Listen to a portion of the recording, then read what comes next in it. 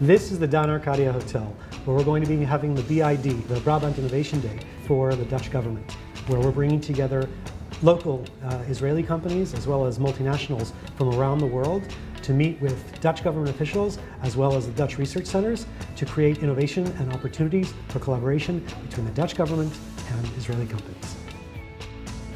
Many people don't know that Brabant is actually the Silicon Valley of Europe, especially when it comes to hardware. In a very, very small radius, you have a tremendous concentration of hardware-related startups that are doing some of the most cutting-edge things such as photonics, semiconductors, mechatronics, robotics. The Dutch government and the embassy have been very helpful opening doors and gaining access to various different companies and getting them to participate in these events.